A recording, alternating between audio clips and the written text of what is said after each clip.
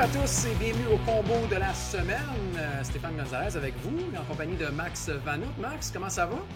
Gonzo, ça va tellement bien, mais regardez-le. Regardez-le, tout le monde, fièrement affichant son jack. Je vais te le donner. Je vais te le donner. T'es jaloux? Non, je suis pas jaloux. Il est beau. Il est beau. Il est beau. C'est un Mitchell & Ness, comme tu les aimes. Je me suis dit que t'allais aimer, en plus.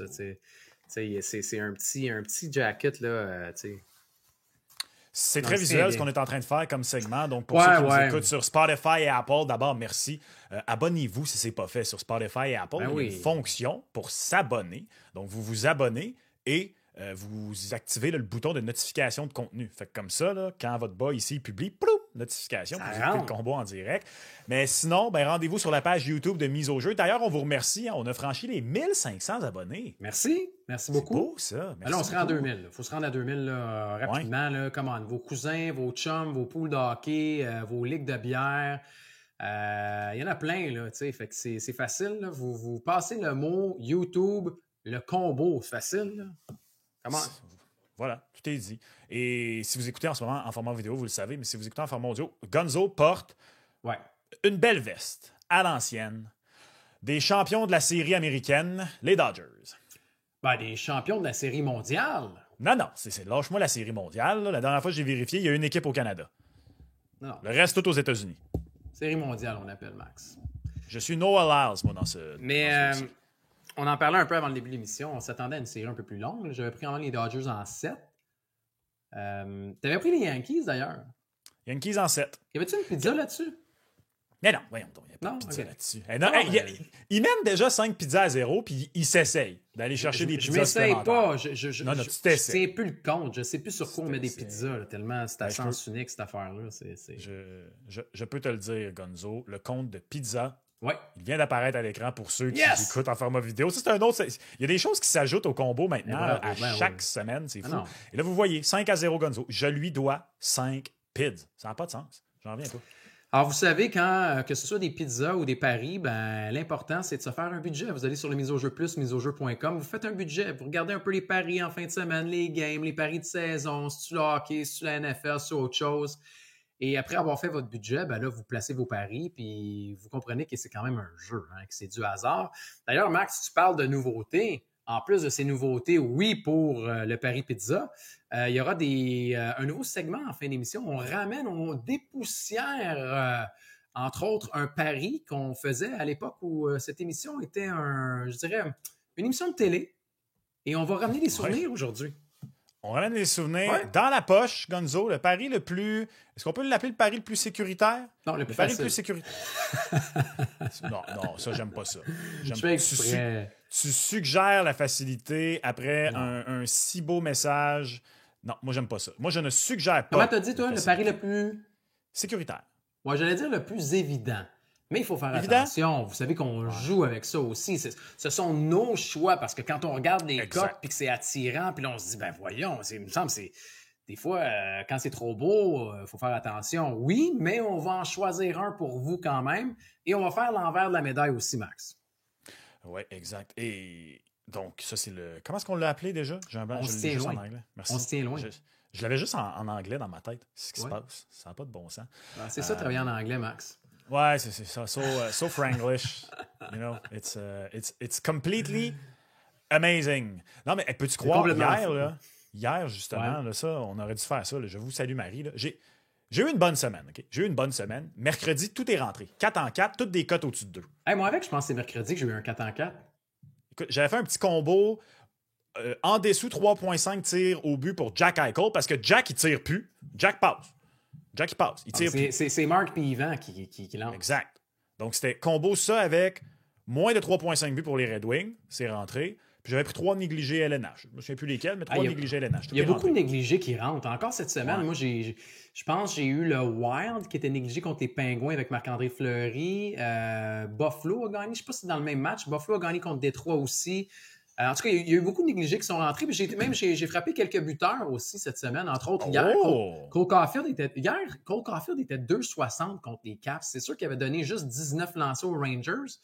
Mais je la trouvais haute, 2,60 pour, tu sais, quand même 10 en 11. Fait que des fois, quand vous regardez les buteurs, mettons un classique, puis je me rappelle qu'on en a déjà parlé ensemble, Léon contre les Prédateurs de Nashville. 43 points en 27 matchs. Hier, l'option de 2 points n'était pas disponible, mais il y avait l'option juste de 1 point. Puis il était, je pense, une des 40. Fait que je me suis dit, non, je suis allé chercher la passe. Juste une passe pour Léon, c'était 1,95. Fait qu'allez fouiller dans les menus joueurs. Allez fouiller. As-tu vu sa stat de but contre les Preds? Non, j'ai vu le 43 en 27, puis je pense que c'était comme 40 en 19 même. Là. Okay. Prends une chance sur le nombre de buts en combien de matchs? Ben c'était en 28 en passant. T'étais proche avec le mec, c'était en 28. Oui, mais 43 en 27, c'était avant le match d'hier. C'est ça. Fait que maintenant, c'est en 28 matchs. Combien de buts tu penses? Ça doit être comme 23. Écoute, si Leon Draisaitl faisait sa carrière contre les Preds, il aurait démoli le record de Gretzky. Il est à 27 en 28. C'est fou. 27 buts en 28 matchs. Écoute. C'est complètement débile. Tout ça pour dire que donc jeudi, je me suis permis quelque chose que je fais rarement. Parce que tu viens de faire un petit message de pari sécuritaire. Moi, voyez-vous, moi, je suis pas à l'aise avec les grosses cotes. Je suis vraiment, tu sais, des combos qui donnent des cotes. Je trouve que rendu là, c'est un petit peu trop à mon goût, un billet de loterie. C'est rare qu'on en fait aussi, Max. C'est ça. Non, moi, je suis un fan de paris simples ou de petites cotes parce que là, vraiment, je trouve qu'il y a plus de l'analyse. Puis hier, j'ai fait quelque chose qui m'arrive pas souvent. J'ai fait un pari avec une plus grosse cote. Okay. C'était en dessous du nombre de verges pour CJ Stroud, aérienne, parce que j'ai vu une stat passer que lorsqu'il joue à l'extérieur, pas dans un stade sur la route, là, à l'extérieur, pas dans un dôme, pas dans un stade intérieur, c'est under rentre quelque chose comme 90% du temps. Un petit 2 passes de toucher pour Aaron Rodgers parce que je pense qu'il était rendu 3 en 4. Et j'ai boosté un petit peu le spread des Texans. Je me suis dit plus 7,5. Je pensais qu'elle allait être capable d'être dans le match. Et mais tu sais, Stefan Diggs n'est pas là. Fait que 7,5, je me disais parfait.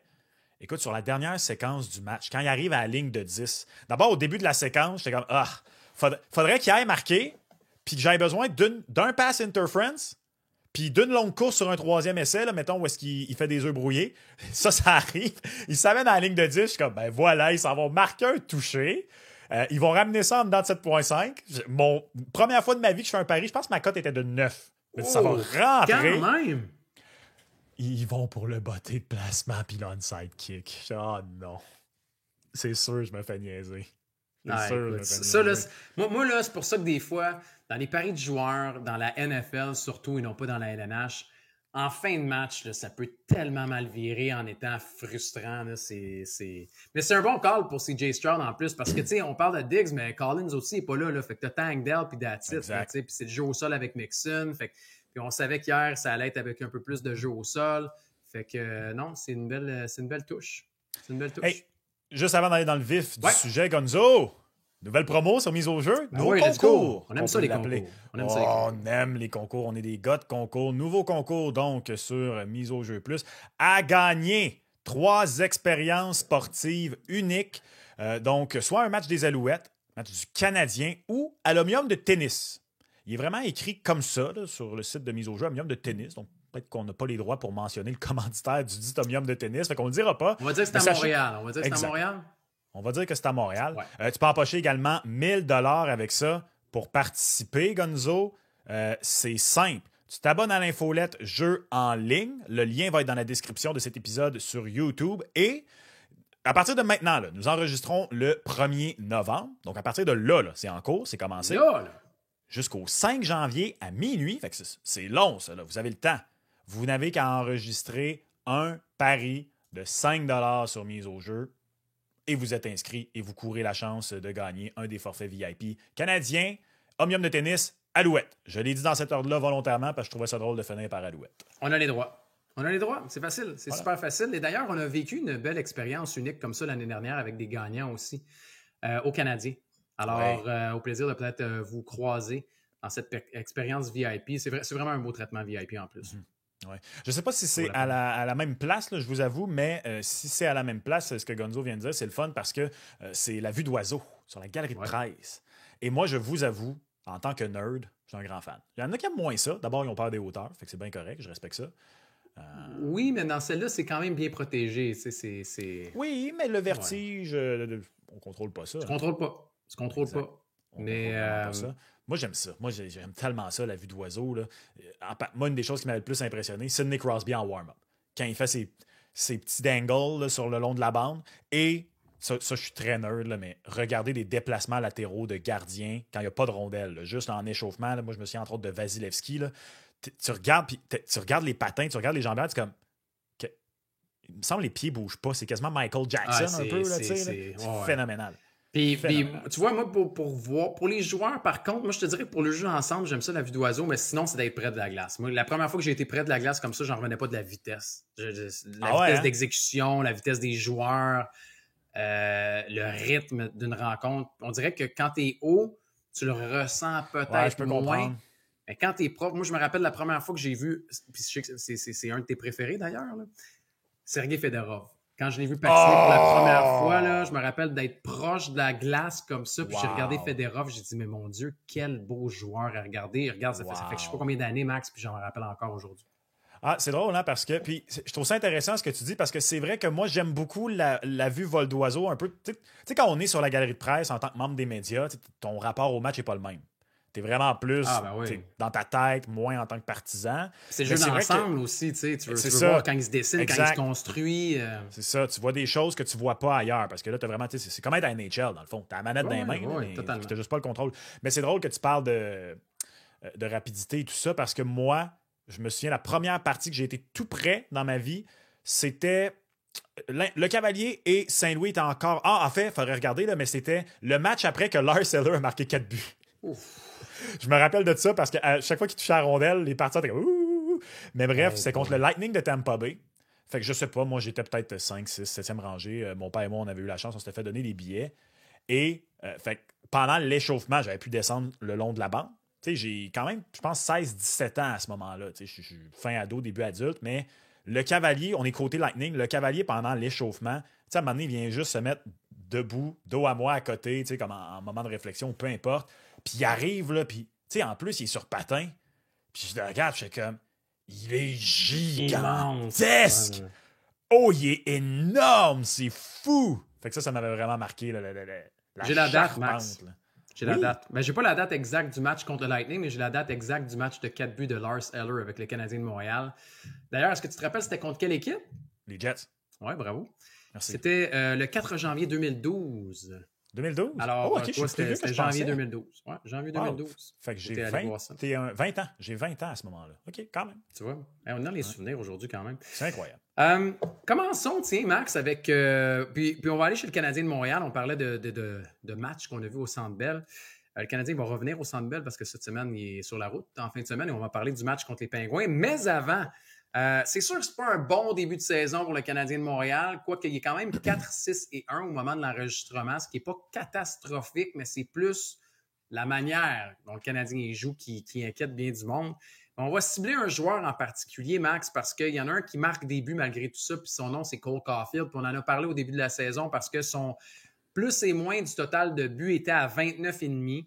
Dans les dernières semaines, on en a parlé parce qu'il est monté à 39,5. Est-ce que vous êtes capable de dire est-ce qu'il va en marquer plus ou moins 39,5? Mais là, on amène une autre offre et c'est drôle de voir la variation et l'évolution des cotes, entre autres pour le trophée Maurice Richard, Max, parce que rappelle-toi, au début de l'année, on avait parlé de la cote de Laine puis on avait parlé de la cote de Cole Caulfield et là, ça a bougé puis pas à peu près avec le début de saison de Cole. Écoute, on parle de son début de saison, mais si on remonte à l'an passé, il est rendu 18 buts en 21 matchs. J'ajoute ça peut-être à vos arguments, ceux qui croient beaucoup en Cole Caulfield, un argument de plus de pourquoi ça pourrait se poursuivre. Donc, Auston Matthews, toujours le grand favori là, pour gagner le trophée Hart à 2,65. En ce moment, pas beaucoup de valeur, je trouve, à Auston. Mais écoutez, Caulfield, cote de 20, donc il est au 5e rang dans une triple égalité. Mais en fait, sais-tu quoi, Gonzo? J'aime les trois premiers gars. En fait, c'est plus qu'une triple égalité. Il faut ajouter Thompson et Mikko Rantanen. Mais j'aime 3 des gars dans cette égalité-là. Kaprizov, Connor et Caulfield. Les 3, j'aime les cotes en ce moment. Je suis d'accord. Puis, tu sais, tu as parlé de la cote d'Auston Matthews. Oui, on le sait, c'est Auston Matthews. Il a marqué quoi, son 5e jeudi? Dans un filet désert. D'ailleurs, il a joué au beau. Je ne sais pas si tu as vu le but. C'est incroyable. Là. Il a pris la rondelle. L'as-tu vu le but de Matthews, non? Jeudi? Ouais. contre la bande dans le filet. Je veux dire, qui fait ça? Lui, Austin, il fait ça. C'est Austin, mais Austin Matthews, c'est ça. Il a 5 buts, il est loin de tous les buteurs. Mais pour vous montrer le respect envers Austin Matthews, la cote est à 2,65. Je pensais qu'elle allait être au moins à 3,50 ou à 4 fois la mise. Ben non, le respect fait en sorte qu'on la laisse toute petite comparativement aux autres. Mais pour vous donner une idée, Cole Caulfield, au début de la saison, Max, était à 125 fois la mise. Incroyable. Rappelle-toi, Laine était à 75. On avait même débattu. Comment ça, Laine puis Caulfield? Caulfield était à 125. Elle est tombée à 75. Elle est tombée à 50. Et là, 20 fois la mise. Je suis sûr qu'il y a du monde qui vont le prendre à 20. Mais moi, si j'en ai un à prendre dans les 3 qui sont à 20 fois la mise, je vais avec Kyle Connor. Ouais? Ah, écoute, c'est... J'irai avec Cole, moi. Ah non, je prendrais Kyle Connor avant Cole Caulfield. Moi, j'y vais avec Cole pour une raison. C'est parce que en ce moment, Connor me fait capoter. Ah ouais. J'avais les Jets hors des séries. De très peu, mais j'aimais pas la profondeur. Je trouvais que derrière, mettons, le quatuor. Pour moi, le quatuor des Jets, c'est Scheifele, Connor, Morrissey, puis Connor et Hellebuyck. Je trouvais qu'on était plus mince que jamais derrière ça. Je pensais que ça allait prendre, on en a déjà parlé, mais un retour en force de Cole Perfetti pour que ça arrive. Mais il y a une chose que j'avais pas pris en compte. Tu sais, regarde, Connor Hellebuyck, y a-tu quelqu'un qui est surpris que Connor Hellebuyck débute encore comme un gars qui peut répéter au Vézina? Non. Mark Scheifele fait des siennes. Morrissey, shot taken. Mais il y a une chose que j'avais pas sur ma carte bingo. Kyle Connor qui trouve une autre coche à son jeu. Parce qu'en ce début de saison, c'est ça qu'il fait. Il y a une coche de plus à son jeu, puis justement, je trouve que son jeu est plus complet en ce moment, alors que Caulfield, il faudrait aussi sortir sa cote pour le Cy Young, parce qu'il y a une fiche de Cy Young en ce moment, 10 buts, une passe. Je trouve ça intéressant, Gonzo, parce que les deux, même à 39,5, on est allé en dessous. Oui. Est-ce qu'en ce moment, tu es confiant de ton en dessous ou là, soudainement, tu es comme. Moi, je donnerais le dessus. Je pense qu'il va en marquer 40. Je pense qu'il va en marquer 40 de la manière que ça se dessine. Puis, tu sais, je regardais les cotes, je ne sais pas si tu as vu pour le 39,5. Plus de 39,5, c'est une cote qui est légèrement au-dessus à 1,90, tandis que le moins de 39,5 est à 1,80. Tu sais, il y a juste les fous qui ne changent pas d'idée, là. Cole Caulfield se dirige probablement vers une saison de 40 buts, ce qui serait la première, comme on disait, depuis Vincent D'Anfos en 93-94, Max. C'est énorme. Sais-tu, pour vrai, j'ai regardé cette semaine, par contre, sais-tu quand la dernière fois qu'un joueur du Canadien de Montréal a terminé premier buteur de la Ligue nationale de hockey? Là, je vais te donner un indice. Là, le trophée Maurice Richard n'existait pas. Je pense que tu le savais de toute façon. Ça, je le savais parce que malheureusement, je suis capable de te nommer tous les gagnants du Maurice Richard. Tu vois, fait que c'est ça. C'est même pas un brag, c'est juste pour vous dire que je suis un loser. Ça, c'est un. Non, on va faire jouer du bec. Un nerd. Moi, j'allais dire soit Lafleur, soit Béliveau. Ou peut-être Boum Boum Geoffrion. Mais j'aurais... Regarde, c'est pas vrai, là, je vais pas nommer tout le monde. Là. Lafleur. Ouais. Les deux derniers, ils l'ont gagné coup sur coup dans les 2 dernières fois où c'est arrivé chez le Canadien de Montréal, puis c'est Steve Shutt et Guy Lafleur. Ouais, à la fin des années 70, au milieu des années 70. À Steve Shutt, maudit niaiseux.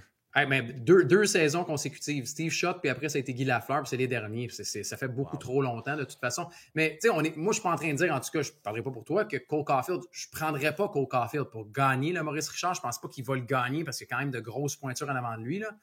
Mais c'est fou de voir l'évolution de la cote. Je suis sûr qu'il y a des partisans du Canadien de Montréal qui vont se dire un petit montant à 20 fois la mise, qui sait, tu sais, ce qui se passe avec le Canadien de Montréal qui joue mal, puis malgré le fait qu'il joue mal, le premier trio ramasse ses points. Suzuki est au-dessus d'un point par match. Cole Caulfield est déjà 10 en 11. Tu sais, quand tu es 10 en 11, il faut que tu scrapes ta saison, puis pas à peu près pour pas en marquer 40. Là.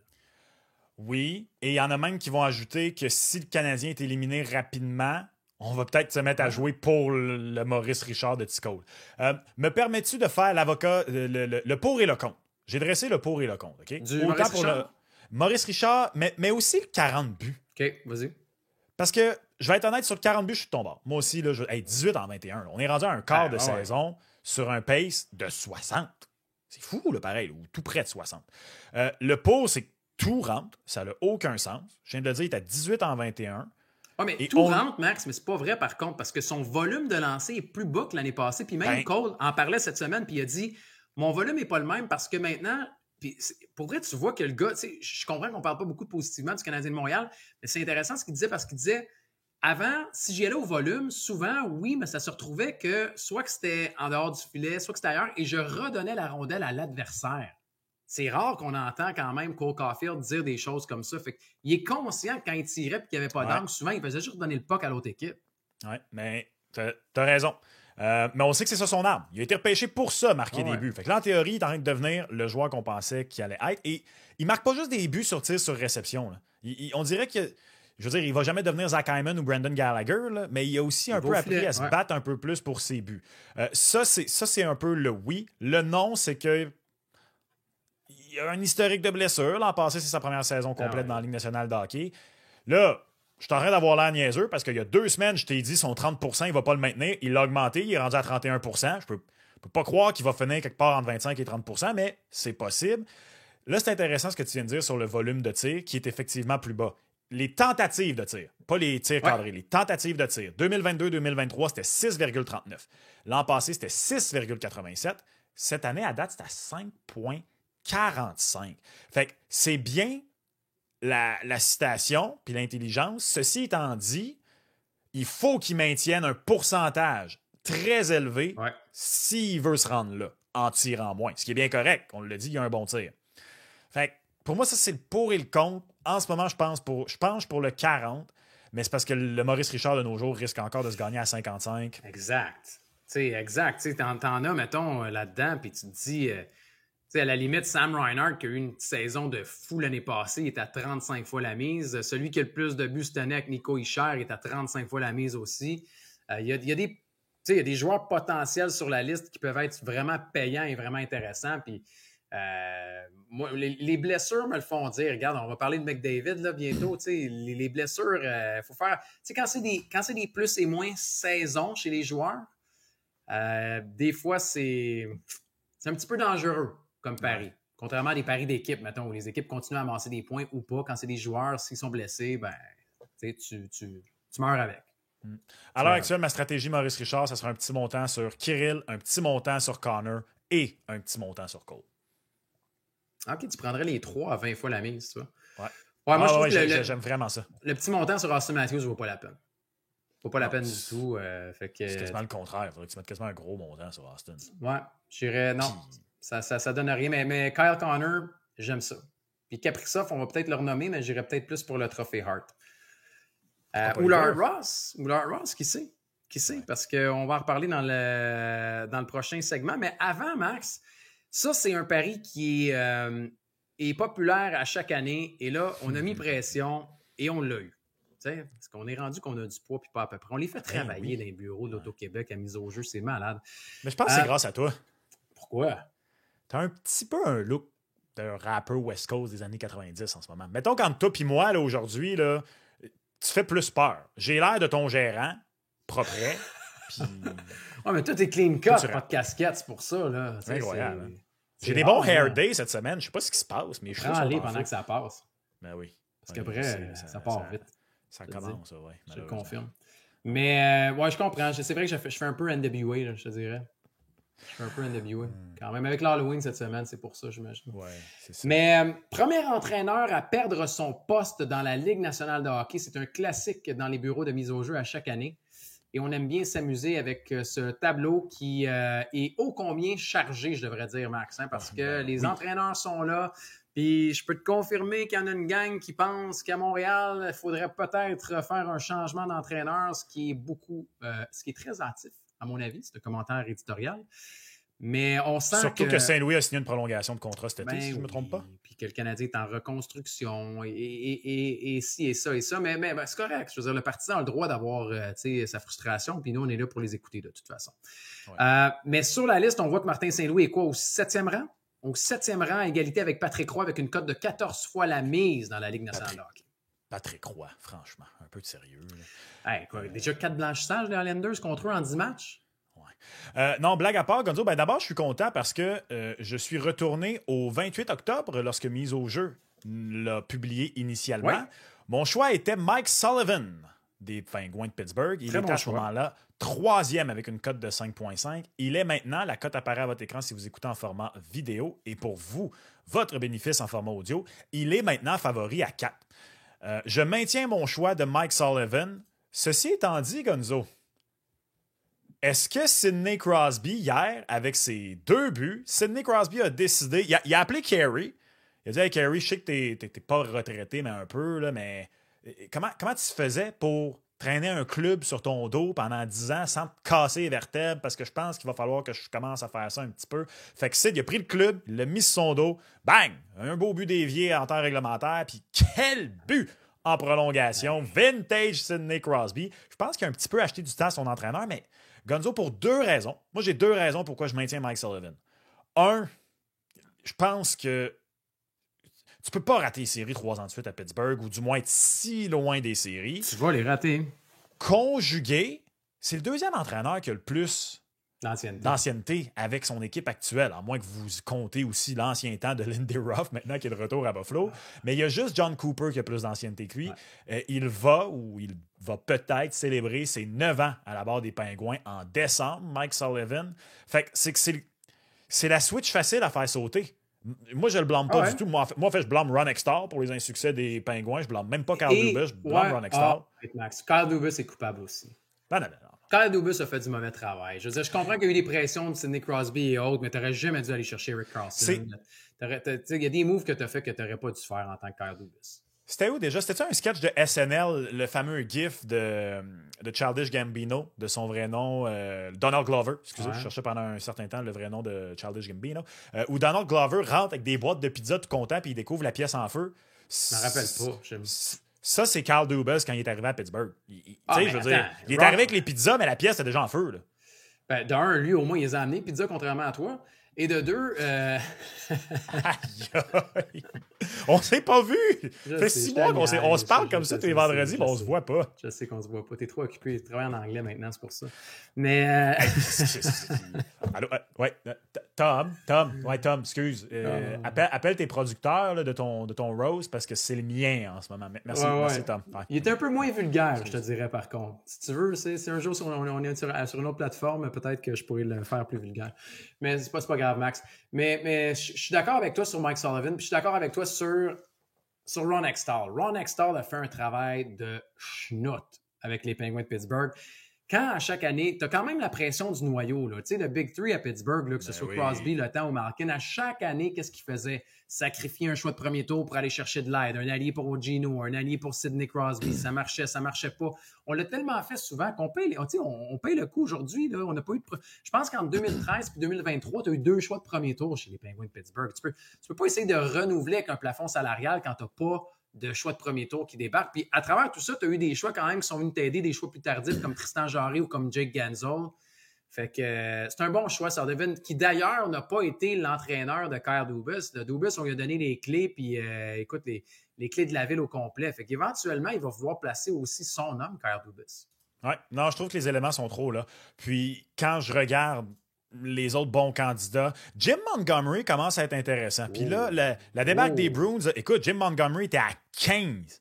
Il était à 15 fois la mise, hors du top 5 en début de semaine. Il est maintenant 2e à 5. Fait que je déteste pas Jim Montgomery. Si vous aviez vu venir ça et déjà vous aviez sauté sur Jim Montgomery, c'est parce que sinon, si je regarde les autres, là, les autres favoris... Moi, mon pick, c'est pas Sullivan, Max. Je trouve que ton pick est écœurant, mais pour moi, c'est Torts. C'est John Tortorella. Bon. Ouais. Je pense que, pour vrai, oui, il est revenu cette année. Puis les Flyers de Philadelphie aussi, bon, il y en a qui vont me dire c'est une équipe en reconstruction, puis les attentes sont pas hautes et tout le reste. Un peu la même chose aussi. Autant que dans la Brière et Keith Jones, ils ont donné le vote de confiance quand ils sont arrivés en poste. Puis il l'implique beaucoup dans les décisions de ce qu'on entend aussi. Éventuellement, il va falloir passer à autre chose. Je pense que l'événement Sean Couturier de l'année passée a laissé des traces. Rappelez-vous, avait laissé le capitaine de côté, la manière dont ça s'était fait. Puis éventuellement, avec John Tortorella, le message s'essouffle un peu. Je suis pas sûr qu'on va continuer longtemps avec Torts. Puis quand je regarde la liste, Sullivan, j'aime bien la cote, mais moi, Torts à 7,50, je la trouve. Mettons que je trouve sa cote plus le fun et plus attirante qu'un Luke Richardson ou même qu'un Martin Saint-Louis, qu'un Patrick Roy à 14 fois la mise, parce que les deux, après moi, vont rester là.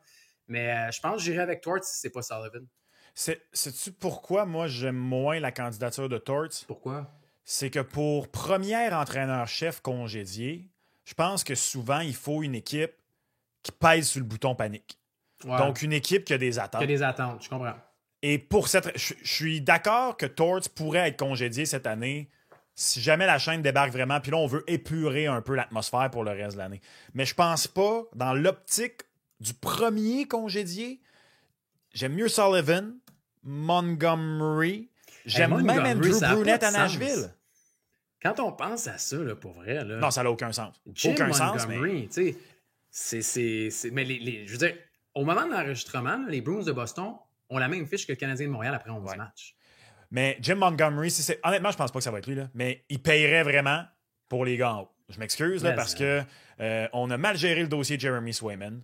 On est allé chercher Elias Lindholm, puis j'ai rien contre Elias Lindholm, mais à ce stade de sa carrière, là, sur une équipe qui a les ambitions du Boston, là, c'est un deuxième centre, c'est pas un premier centre. Puis pas juste ça, Max. Qu'est-ce qu'il avait fait avec les Canucks de Vancouver? Il y a eu comme, je pense que c'était 12 points en 26 matchs. Il est arrivé, il a eu des points dans les 3-4 premiers matchs, puis après, il jouait ça à 3. Fait que t'as donné un contrat de presque 8 millions par année à Elias Lindholm. Je connais même certains partisans des Bruins qui n'étaient pas contents de ce contrat-là quand ça a été octroyé. Oh, voilà, c'est dit.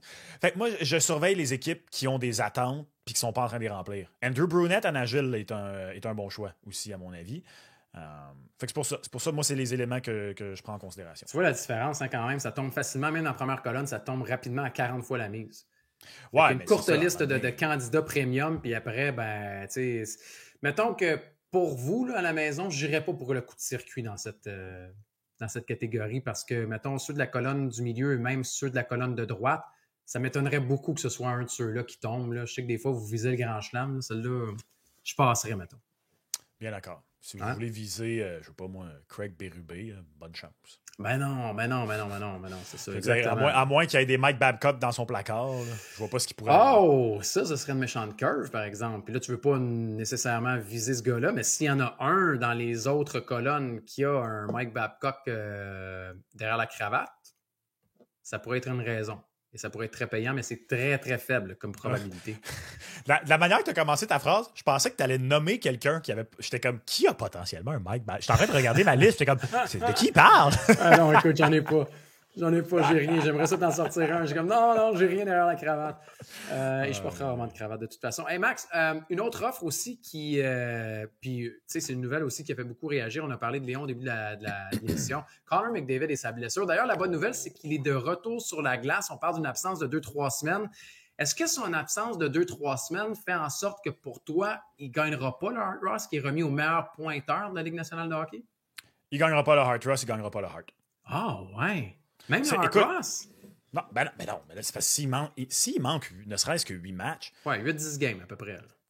C'est parce que il a fait comme l'an passé. Puis là, je mets vraiment des gros guillemets là, parce que c'est Connor McDavid. Là, puis je parle vraiment par rapport à ses standards à lui. Il a mal commencé, au point par match. J'aimerais vraiment avoir les moyens qu'on dise de moi que mal commencer l'année dans ma vie, c'est d'être au point par match dans la Ligue nationale de hockey, là, mettons. Là. Mais selon ses standards, donc, il n'a pas pris une avance. Et l'an dernier, malgré ça, il a raté beaucoup moins de matchs l'an dernier qu'il s'enligne pour en rater en ce moment. Il avait fait la même chose. Il avait débuté à peu près au point par match, même un petit peu en dessous. Il était quelque chose comme 100e meilleur pointeur. Et là, il est redevenu Connor McDavid. Et de novembre jusqu'à la fin de la saison, il a été le meilleur marqueur de la Ligue nationale de hockey. Donc, pour 80% de l'année. Et ça n'a quand même pas été suffisant pour rattraper Kucherov. Ça n'a quand même pas été suffisant pour rattraper Nathan MacKinnon parce que tu as d'autres gars maintenant qui font tout près de ce que lui est capable de faire. Pas exactement la même chose par 82, mais tout près. Fait que je pense, malheureusement, si on se rend dans les eaux du 8 matchs, 10, 11 matchs ratés, je vois pas comment il rattrape ça. S'il le fait, je m'incline, comme je le fais déjà de toute façon. Ouais, pour le Hart Ross, tu sais, je regarde Mark Stone, je suis comme non. Il va se blesser. Non? Ça, c'est rapide, mais... Les Golden Knights vont avoir besoin d'LTIR à un moment donné. Ils vont dire, Mark... Mark, let's go.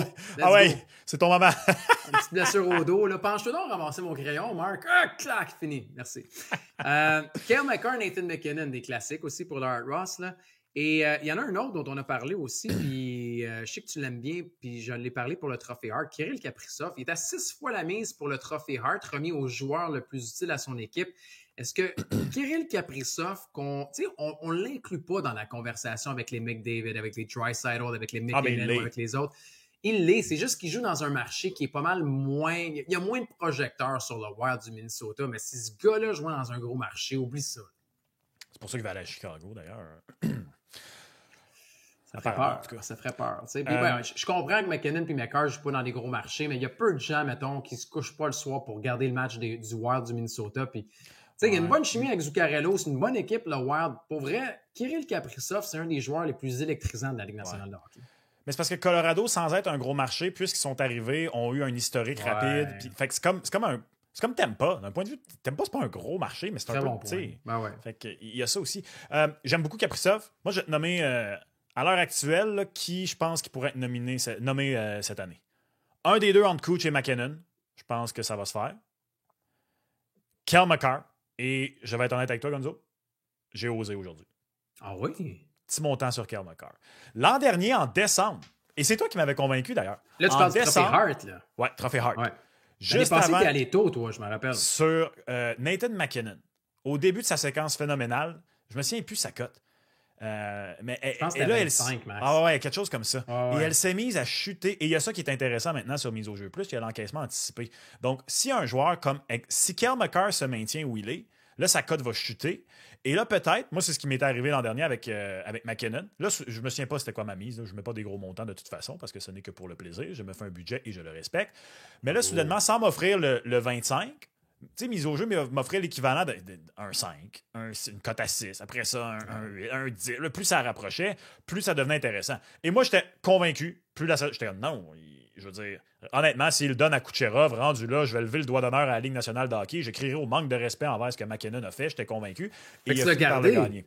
Fait que je vais faire la même chose avec Cale Makar cette année parce que je pense que parce que l'Avalanche du Colorado n'a pas de Moses de gardien capable d'arrêter une rondelle. Parce que l'Avalanche du Colorado continue d'être empiétrée par des... Écoutez, on a utilisé Oliver Shillington en attaque.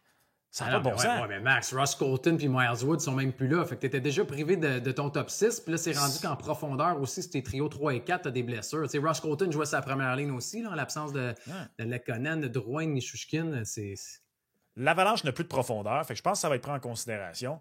Et je pense que s'il fait quelque chose de pas vu pour un défenseur, on en a parlé la semaine dernière, depuis 34, tu sais, plus que ce que Carlson a fait l'an dernier, il y a 2 ans. Là, un 115 points, un 120 points sur une équipe de série, je pense que sa cote va tellement chuter que même si je suis pas confiant, je vais peut-être pouvoir prendre un encaissement anticipé. Fait que j'ai osé Cale Makar.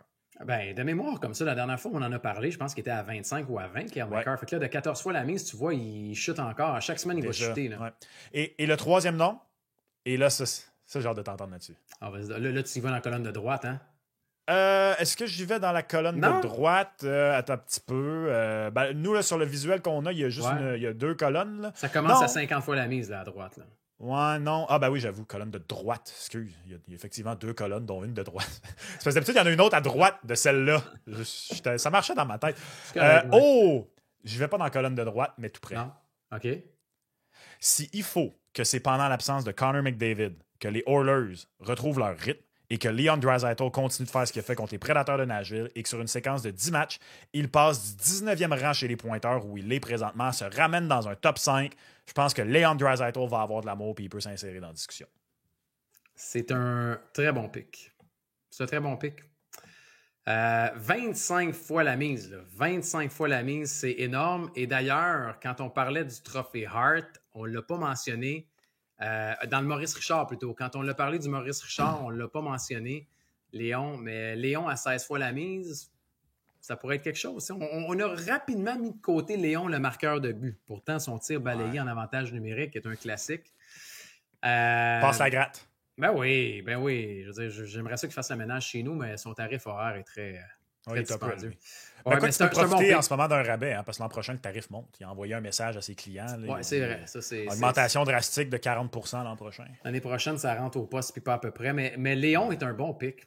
Léon est un très bon pick. Tu sais, mettons, si je te disais Kirill Kaprizov à 6 fois la mise ou Léon à 25? Léon à 25. Léon à 25, là, risque retour.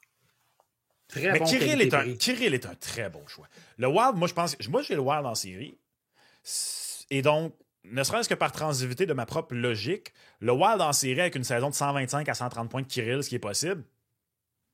Il va être nommé au Hart, mais de là à le gagner, il va falloir qu'il en fasse plus que d'autres en raison de la réputation. Moi c'est mon opinion. Mais j'adore Kirill Kaprizov. C'est juste le fun qu'il y ait une belle variété et que ce ne soit pas tout le temps les mêmes aussi, là, même s'il y a un noyau qui est le même. Là. Mais c'est un sprint, c'est un marathon et non pas un sprint, Gonzo, qui sait. Peut-être qu'au kilomètre 53, ça va être les mêmes qui vont revenir. Ouais, mais il n'y a pas de kilomètre 53 dans un marathon, Max, par exemple. Non, je le sais, mais là, moi, dans ma tête, j'ai dit kilomètre, mais j'avais en tête Dans ma tête, c'était le match 53. OK, je comprends. Il y a beaucoup de choses qui fonctionnent dans ma tête qui ne fonctionnent pas dans la réalité. Exact. Il s'en passe des affaires. Ouais, mais vu qu'on est dans la réalité, j'aime ça des fois de sortir de ta tête pour te ramener à la réalité. N'hésite pas à faire la même chose si je suis dans ma tête. Parce que non, toi, t'es pas trop. Non, toi, t'es bien. T'es plus. Non, je suis plus dans ma tête, mais c'est l'âge qui fait ça, je pense. Toi, tant que tu restes dans l'auto sur un boulevard, ça, c'est correct. Ouais, si je sors du char, c'est problématique. Là, faut te rentrer dans le char. Hey, Canadien Pingouin, tu as parlé de Mike Sullivan, le Canadien de Montréal. Hey, j'ai vu ça passer ce matin. Si on enlève le match inaugural qu'on a regardé ensemble, d'ailleurs, au casino pour l'événement du combo, si on enlève le match inaugural, le Canadien de Montréal a donné 46 buts à ses 10 derniers matchs. C'est 4,6 buts par match et c'est pire que n'importe quelle autre équipe de la Ligue nationale de hockey. C'est pas chic. On a donné quoi? C'est 5 fois 6 buts ou plus déjà en 11 matchs chez le Canadien aussi. Chic. Ça n'a pas de sens. Mais là, tu affrontes une équipe qui est dans chenoute depuis pas à peu près, qui avait perdu 6 matchs en ligne. Puis là, d'un coup, avec une courte victoire en prolongation contre les Ducks, on dirait que tout est revenu. Qui gagne en fin de semaine, le Canadien ou les Pingouins? Entraînement punitif pour le Canadien vendredi. Hein? J'ai aimé ça. Ils sont-tu vomis dessus encore? Ou Hey, ça, honnêtement, là, regarde. Là, tu l'as dit un peu plus tôt, là.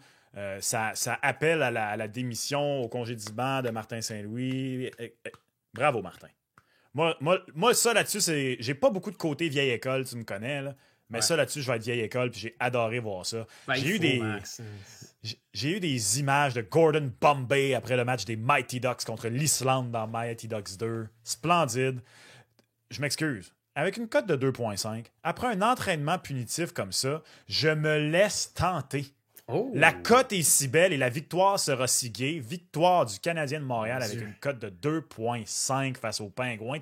Hey, tu peux pas offrir une réponse après ça. Là. Tu n'as pas le droit. C'est sûr qu'avec la référence à Cœur de loup, c'est difficile de pouvoir regarder ailleurs. Tu sais, c'était niché comme référence, Max. Ouais.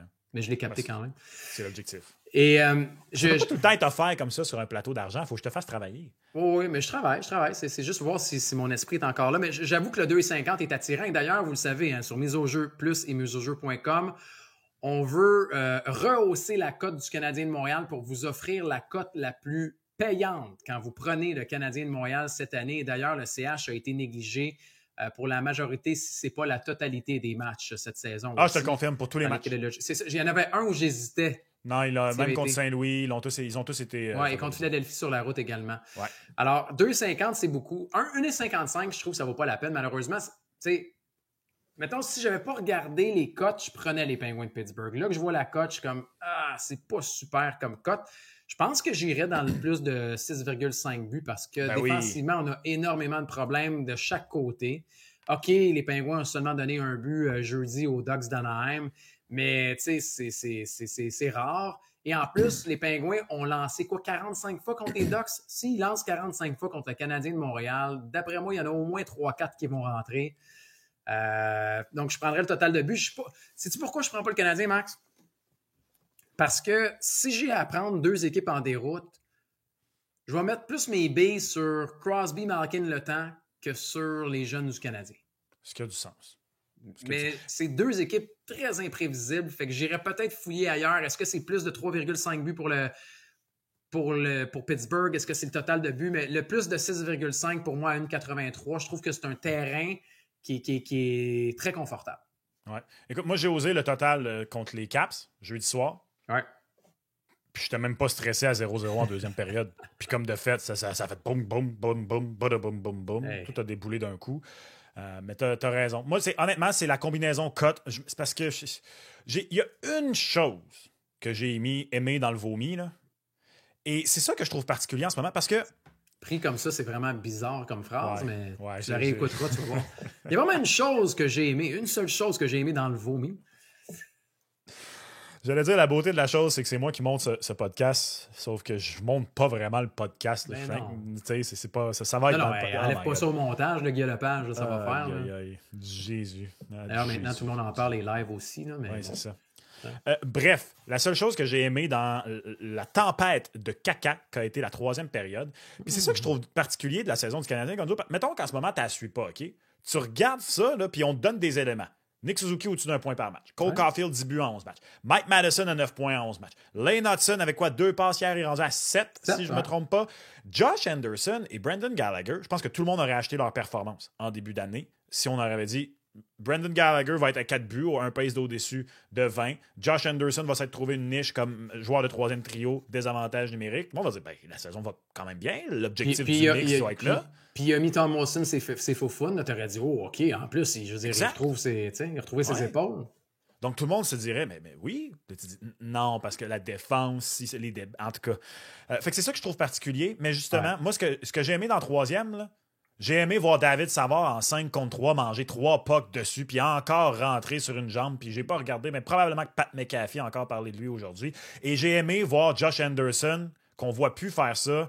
Moi, je suis pas de ceux qui est cynique par rapport à ça. Je sais qu'il y a eu des problèmes d'épaule, puis ce gars-là l'a montré quand il était jeune. Il était un des seuls à être game d'aller se battre avec Zdeno Chara. C'est pas un chicken, Josh Anderson. Mais j'ai aimé ça de faire, c'est assez, tao. Puis tu sais, fait je me dis qu'il y a de la fierté de la part de vétérans. Fait que je me base un peu là-dessus, l'entraînement punitif puis la cote. Puis je me dis, regarde, je l'ose. Je l'ose, la cote est belle. Je l'ose. Je t'écoute, puis... Non, mais je t'écoute, puis tu me donnes le goût de changer mon avis, mais ça reste le Canadien de Montréal qui mais en même temps, je veux dire, tout le monde pensait que c'était les Blues qui allaient gagner la semaine passée, puis le Canadien était capable de le faire, puis tout le monde pensait que le Canadien allait perdre contre les Sénateurs, puis ils ont gagné, puis tout le monde pensait qu'il allait perdre contre les Leafs, puis ils ont gagné. Fait qu'ils sont capables de nous surprendre. Puis quand ils nous surprennent, ça vous donne beaucoup d'argent parce que c'est tout le temps des belles cotes. Le Canadien est comme la crypto-monnaie. Ça peut être très payant, mais parfois, c'est volatile. Ah, OK. Ouais, j'aime ça. Bon match à tous, Canadiens et Pingouins, samedi soir. Max, on va passer à la NFL, si tu le veux bien. On va peut-être les faire en rafale. Il y a du bon match en fin de semaine. Mais week-end numéro 9 dans la NFL. Et commençons avec un classique quand même de cette division Est de l'américaine. Et je dis classique parce que c'est une petite rivalité qui est là. Puis vu que toi est de retour, ça accentue un petit peu cette rivalité. Qu'est-ce que tu vois dans le duel entre les Dauphins et les Bills du week-end? Des points. Je pense que ça va arriver. Tom Brady parti, les Bills sont maintenant officiellement propriétaires de cette division. Bon, Aaron Rodgers a finalement décidé de se réveiller jeudi soir. Peut-être qu'il va avoir un retour. Mais non, je vois des points. On va reparler dans quelques instants d'ailleurs de ce match-là, mais je pense qu'il va se marquer des points. Je n'ose pas ce coup-ci. Tu ne me forceras pas à me prononcer sur l'issue de la victoire et j'expliquerai pourquoi dans 5 minutes précisément. OK. Ça existe du force tuning au sein même d'un podcast? Parce que c'est un peu ça que je viens de faire. Il n'y a pas de pause publicitaire comme à la radio. Non, mais on pourrait en vendre si tu veux. Des pauses? Comme aller en pause, puis revenir, puis... Faudrait voir. Vas-tu me donner ma juste cote ou tu vas-tu garder pour toi? Ben non, écoute, tu sais, on partage tout. Hein? C'est pas vrai qu'on partage tout, d'ailleurs. Je viens de voir dans quoi je m'étais embarqué. Bref, les Bills, c'est une domination. C'est une domination totale contre les Dauphins. Là. Quand on regarde, j'ai vu ça passer ce matin, 5 victoires consécutives, 12 des 13 derniers matchs également. Donc, c'est à sens unique. Et moi, il y a une chose qui me fait prendre les Bills contre les Dauphins. J'aime pas beaucoup le 6, mais je vais y aller pareil, Max, puis je me risque. Le 6? L'écart? Ouais, let's go. Let's go avec le 6. Je sais pas pourquoi c'est vendredi, je me sens fou. Il y a une chose qui me fait y aller avec le 6, c'est que les Dauphins, quand ils sont pas à la maison, qu'est-ce qu'ils font? Ils s'écroulent. Les Dauphins sur la route, à Buffalo, là, il faisait un peu plus chaud cette semaine, là, il y a eu le redout, là. Il va faire un peu plus froid en fin de semaine. Des Dauphins, quand ça a froid, ça gèle. Ça gèle et ça marche pas. Donc, Buffalo à la maison, là où ils sont capables de jouer, où il fait froid. On a un jeu au sol, on distribue bien le ballon. Josh Allen est là, donc je vais prendre les Bills en fin de semaine. Parce que les Bills, tu cours, c'est pas une cote intéressante. La 1,36, j'aime pas ça. Non. Fait que c'est pas le match que je préfère côté Paris, mais vu qu'il faut que je me mouille, je vais avec les Bills moins 6. Parlant de cote pas intéressante, as-tu déjà vu une cote aussi, je sais même pas comment la décrire pour elle, mais aussi, en fait, je veux dire simplement aussi élevée pour une équipe qui a quand même une fiche très respectable de 5-3 qui affronte une autre équipe de 5-3. C'est-à-dire la cote des Broncos face aux Ravens. Ça n'a pas de sens. Mais en même temps, je suis d'accord avec la cote. Je suis d'accord avec la cote parce que pour moi, les Broncos, j'avais le même discours avec les Steelers il y a quelques années. Les Steelers avaient une fiche quelque chose comme 9-0, puis j'étais comme, c'est une fraude. Je suis désolé, cette équipe est une fraude. Ils ont affronté personne. Ils vont au pire rentrer en éliminatoire puis perdre le match, puis c'est ça qui est arrivé. Écoute, je ne crois pas du tout dans les Broncos. Ceci étant dit, la cote des Ravens est beaucoup trop basse. Ben oui. Mais OK, je te relance une question. T'es-tu game d'aller... Tu sais, je suis d'accord avec toi, les Broncos. Les Broncos, c'est une bonne défense. On a quand même Harbaugh contre Sean Payton. Puis je pense que c'est la 7e meilleure défense contre la course aussi. Fait que ça va être un bon clash aussi contre Lamar et Derrick Henry. Je trouve que l'écart, tu serais game de prendre les Ravens moins 9,5? Je pense pas. Moi non plus. Je veux dire, les Broncos, je comprends que c'est gonflé, mais je serais pas prêt à dire que les Ravens vont écraser les Broncos ou même par 10 points. Si j'avais à me prononcer avec l'écart, je pense que je pencherais plus du côté des Broncos, plus 9,5. Les Ravens vont gagner. Je suis d'accord avec toi, le 1,18, ça vaut même pas la peine. Mais, tu sais, puis même les catégories de joueurs pour le nombre de verges par la course de Lamar ou de Derrick Henry ou autre, le plus 9,5, je trouve que c'est celle où peut-être je serais le plus à l'aise avec. Sais-tu quoi? Je le prendrais pas. Mais si tu me forçais à choisir, je prendrais quand même Ravens avec le 9,5 parce que me semble que c'est très, très Ravens de Baltimore de planter à la maison une autre bonne équipe. Tu sais, comme de sortir là, une rencontre là, sans faille. Puis d'ailleurs, j'ai vu une vidéo d'analyse de comment Lamar Jackson, en ce moment, est bénéfique pour le jeu de Derrick Henry. Puis ça, c'était beau. Là. Il montrait plein de séquences où le simple fait qu'il y a la possibilité que Lamar décampe avec le ballon, tu sais, le fameux read option. Donc, Lamar prend le ballon, il le tend à Derrick, puis c'est lui qui regarde, puis il décide, non, je le ramène, puis je pars, ou je le donne à Derrick Henry. La quantité de ça, les défenses, comment est-ce qu'il y a des gars là, qui font le contain, qui regardent, puis leur jeu, c'est ça, c'est de surveiller, puis c'est eux qui décident. S'ils foncent sur Lamar, il y en a un autre, l'autre bord qui prend Derrick, puis il essaie de confondre le corps arrière, autrement dit.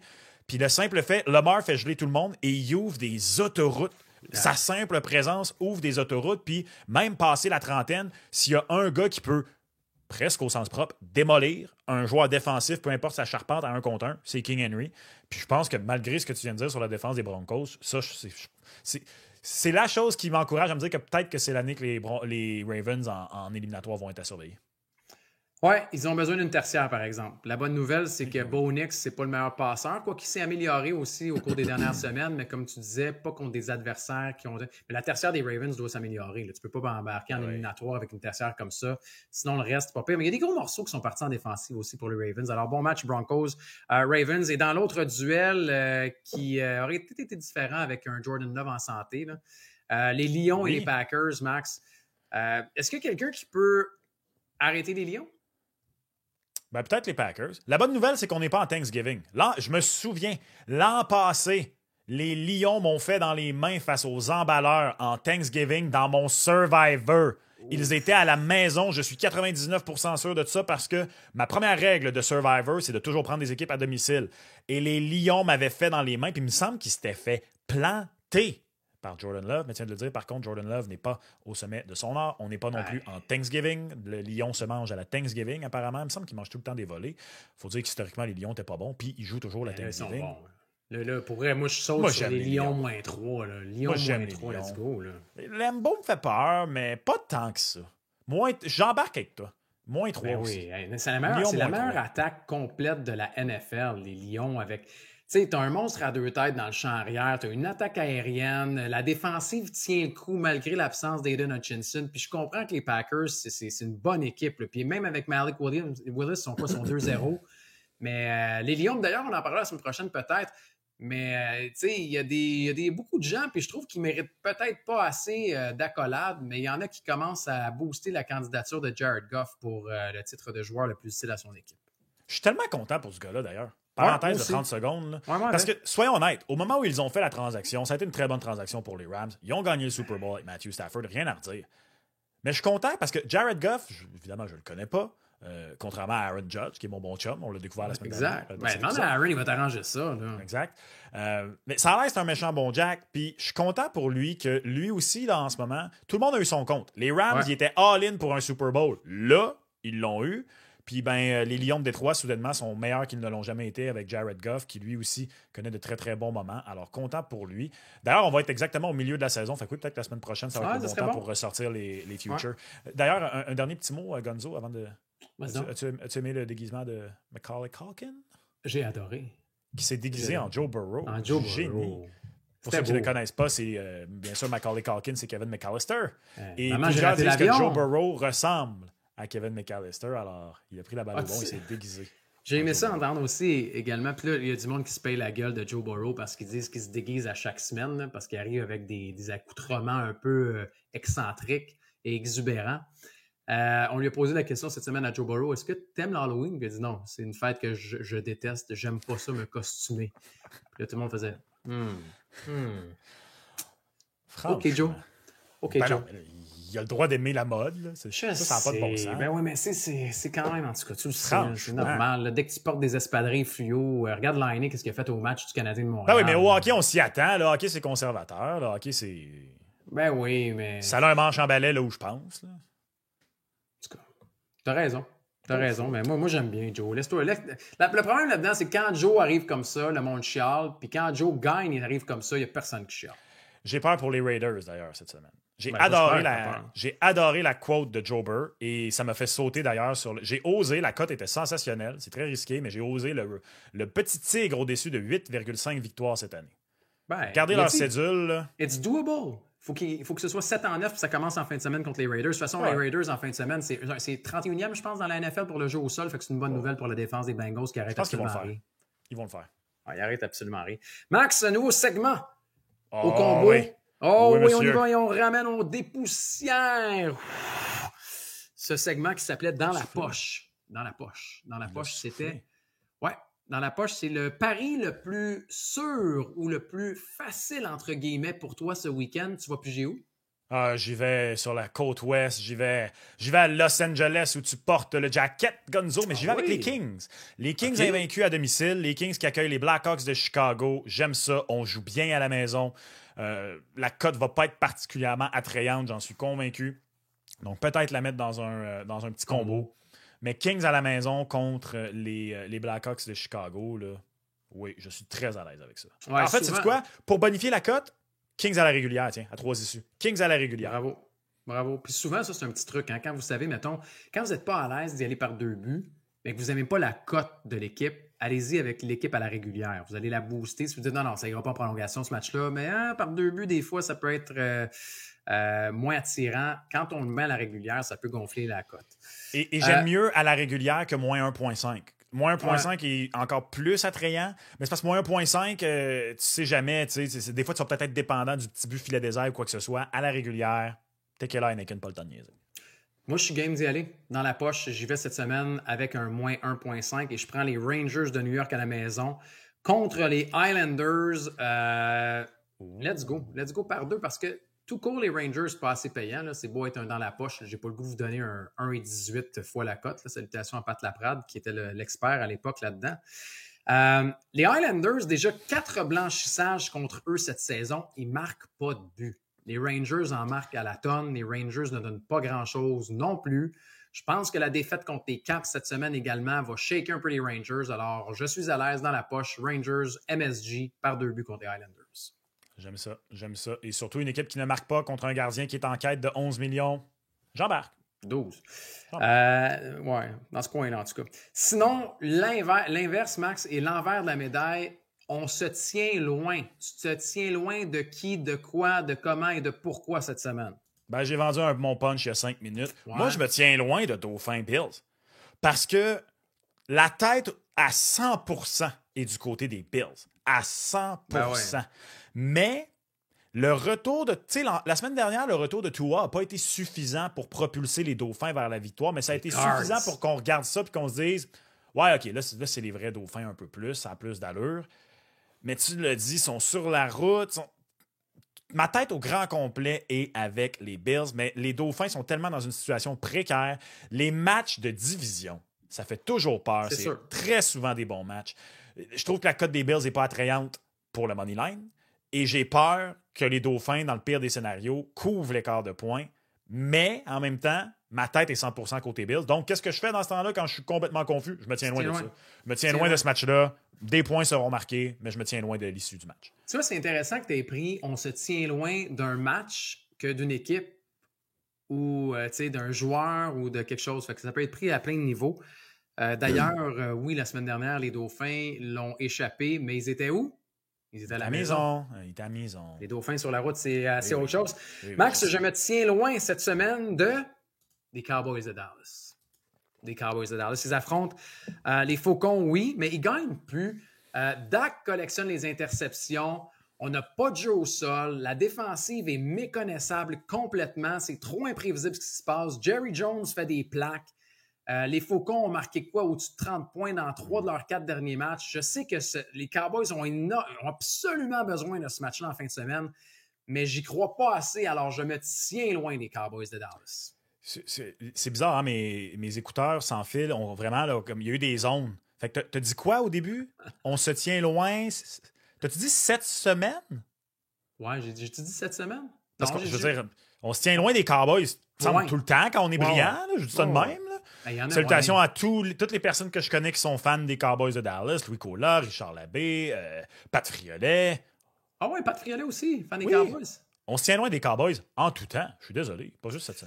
Ouais, je comprends, mais non, mais des fois, ils se font miroiter, puis t'es comme, OK, ouais, là, ils vont rebondir, parce que là, s'ils gagnent pas cette semaine, les Cowboys en saison régulière sont capables de gagner contrairement aux éliminatoires. Ouais, mais j'y crois plus. Je me tiens loin parce que je me suis brûlé. Il y a des matchs cette saison, je me disais, les Cowboys vont revenir, les Cowboys vont gagner. Je me suis brûlé. Quand tu te brûles, qu'est-ce que tu fais? Tu te tiens loin. Fait que, puis j'ajouterais peut-être, je me tiendrais loin peut-être d'un match où il n'y aura pas beaucoup d'argent aussi fait cette semaine, là, mais les Pats et les Titans, tenez-vous loin de ça. Quand le match, il y a 3 victoires combinées des deux équipes puis qu'on prépare le draft plus que le match de dimanche, tenez-vous loin du match. Je suis d'accord avec cette affirmation. Merci, Max. Merci. J'aime ça, les nouveaux segments. J'aime ça. On aime les nouveautés. On aime les nouveautés. N'hésitez pas si vous avez des suggestions. Oui. Des questions également, des commentaires ou autres. On va prendre plus de vos questions dans les semaines à venir, Max. La semaine prochaine, c'est débuté. Ouais. C'est débuté. Je vais les recenser. J'en avais pris quelques-unes là, pour cette semaine, mais le temps file. On les mettra là, plus tôt dans l'émission, comme ça. Là. Tao! On répond aux gens là, en commençant. Des gens du peuple ici, The People's Champs. Ouais, on ira dans la boîte aux lettres, tiens. La boîte aux lettres. La boîte aux lettres, le pigeonnier, comme tu veux. Dans le chapeau. Okay. Le chapeau. Le chat dans le chapeau? Hein? Le chat dans le chapeau? Le chat dans le chapeau? Pas sûr du chat, là, mais c'est correct. Il y en avait un sur ma rue hier pour l'Halloween. Là. En plein milieu de la rue, en plein Halloween. J'étais comme, tasse-toi, petit, tu vas te faire frapper. Ouais, c'est mieux des chats que des enfants. Moi, j'ai dit ça aux enfants hier en traversant la rue. Surtout, j'ai dit au gars qui conduisait de se calmer. Là. C'est l'Halloween, pareil. Là. Faites attention. T'es déguisé en veine par hasard? Ou... Moi? Ouais. Non, je ne suis pas déguisé en veine, mais rapidement, le costume a changé un petit peu. Ouais, je m'en doute. Non, j'étais déguisé en vache hier soir. Comme Eugénie Bouchard? J'avais pas de G-string, par exemple, on s'entend. Je pensais avec mes kids avec un G-string, ça aurait été bizarre. Oui, c'est un clin d'œil à Eugénie. Clairement, je t'enverrai une photo, tu vas voir d'ailleurs. J'y tiens pas. Mon gars me tenait par le pied. C'était bizarre un petit peu. Pas grave. Max, toujours un plaisir, toujours un plaisir. Vous savez, à la maison, mise au jeu plus, miseaujeu.com pour vos paris du week-end et pour vos paris en général. Allez fouiller, soyez curieux, soyez le fun et puis écoutez le combo en faisant vos paris aussi. Dites-le à vos amis, dites-le à vos cousins, à vos chums de pool de hockey, de ligue de hockey. Vous allez vous abonner au combo sur YouTube. Sinon, Max, tu l'as dit, Spotify, Apple Music, toutes les autres plateformes aussi. Et vous pouvez même recevoir la notification quand il y a un nouveau contenu qui est publié aussi. Tout est dit, à part que le passé VJ de Gonzo est sorti. Apple Podcast. Vous voulez pas m'entendre chanter. Apple Music. Pas la même chose. C'est vrai. Ça paraît-tu que je suis sur Spotify et je suis pas sur Apple Podcast? Moi aussi, je suis sur Spotify. Puis tu es quand même capable de le dire. Ben oui. Faudrait que je l'essaie à un moment donné, pareil. Moi, c'est parce que c'est moi qui mets les trucs sur les plateformes. Fait qu'il faut que, en tout cas, je vous épargne les détails. Tu le saches. Je vous épargne les détails. Merci beaucoup d'avoir été là, Max. Bon week-end. Pareillement. Hein? Amuse-toi. Toi aussi. Première fois que tu fais le show Pas de casquette, je suis fier de toi. Je pense que c'est la deuxième. En presque un an. Ouais, deuxième. Ouais. Faudrait que je retourne dans les archives. Je me rappelle pas de toi, Pas de casquette, pendant une émission. Ouais. Peut-être. J'irai voir. Peut-être qu'il était peigné la première fois. C'est peut-être pour ça. Hey, je suis peigné. Je te niaise, man. OK. Juste te laisser avec un doute en partant. Tu sais, je sais à quel point tu peux On t'aime, Max, c'est correct. Va donc, Chill!